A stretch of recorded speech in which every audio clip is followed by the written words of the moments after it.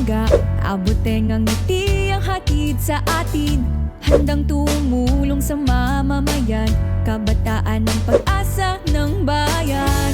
Hindi uurong sa tawag ng panahon, hatid ay serbisyo. Handa ka na ba?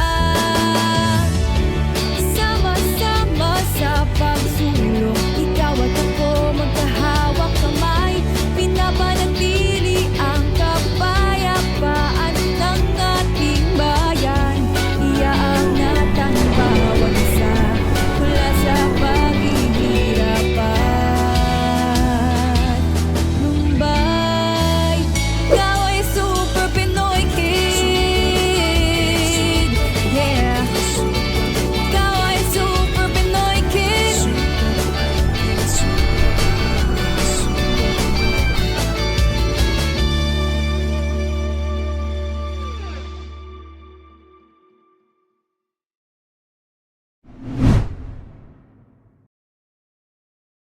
Magandang umaga po, Ate Sandy! Magandang umaga din, B-Boy. O, naayos mo na ba ang hihinigaan bago ka bumaba? Opo, Ate Sandy. Naayos ko na po. Ate Sandy, ano po yung niluluto nyo? Ang bango-bango po kasi. Ah, ito ba? Ito syempre, niluto ko ang paborito mong almusal, B-Boy. Paano, B-Boy? Kakain na!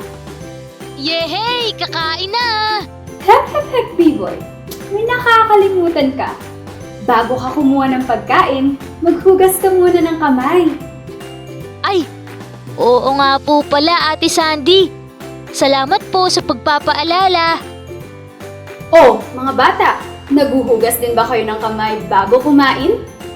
Tandaan, bago kumain, mahalagang maghugas ng kamay para makaiwas sa germs at bakterya.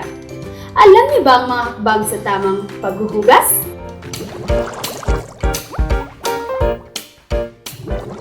Kung ganon, ating balikan ang 6 na hakbang sa tamang paghuhugas ng kamay. Ngunit bago ito, buksan muna ang gripo at basain ang iyong kamay. Huwag rin kakalimutang maglagay ng sabong may tamang dami lamang. Una, kuskusin ng mabuti ang mga palad. Ikalawa, kuskusin ang bawat pagitan ng iyong mga daliri. Ikatlo, huwag kakalimutan ang likod na pagitan ng mga daliri at ng buong kamay. Ikaapat, kuskusing mabuti ang likurang bahagi ng mga palad. Ikalima, kuskusing maigi ang hinlalaki ng parehong kamay. At ikaanim, kuskusin ang dulo ng iyong mga daliri. Matapos ang mga hakbang na ito, maaari nang banlawan ang iyong kamay. Tandaan, tuyuin ng bimpo or paper towel ang kamay pagkatapos maghugas. At huwag kalimutang patayin ang gripo matapos itong gamitin. #Tipid Tubig Tips. Oh, paano mga bata? Mukhang handang-handa na tayo para sa isang awitin.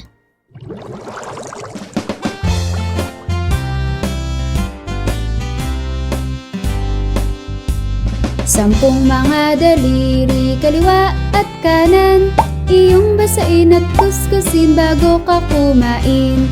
Simulan natin sa palad, sumunod ay daliri.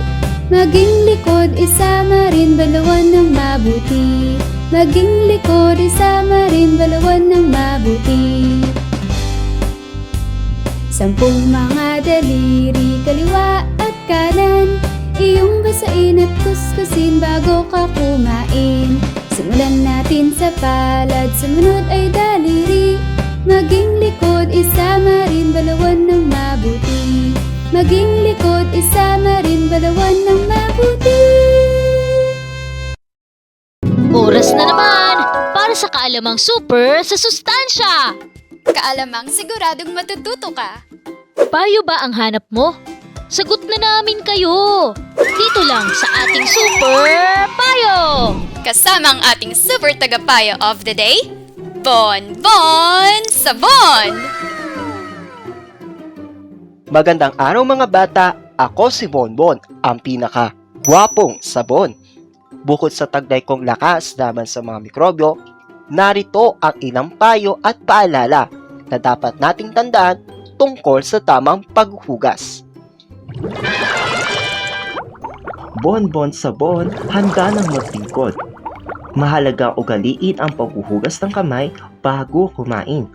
Ang simpleng paghuhugas ng kamay ay maaaring magligtas ng buhay dahil maiwasan nating makakuha at makapagpakalat ng mga mikrobyong may dalang nakakahawang sakit. Gumamit na antibacterial soap kapag maghuhugas ng kamay. Kung walang sabon at tubig, maaaring gumamit ng hand sanitizer o alcohol bilang alternatibo.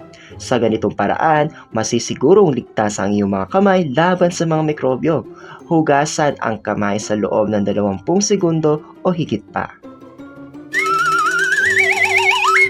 Tuwing kailan nga ba dapat maghugas ng kamay? Ugaliing maghugas ng kamay bago at pagkatapos kumain.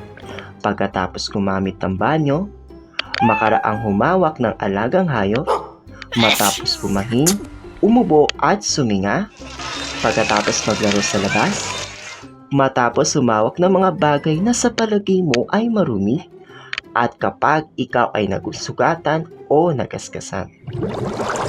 Oh, B-Boy! Ngayon tapos na tayong maghugas ng kamay, alam mo na ba ang susunod? Aba, syempre po Ate Sandy. Oras na para kumain. Tara mga bata, almusal na tayo.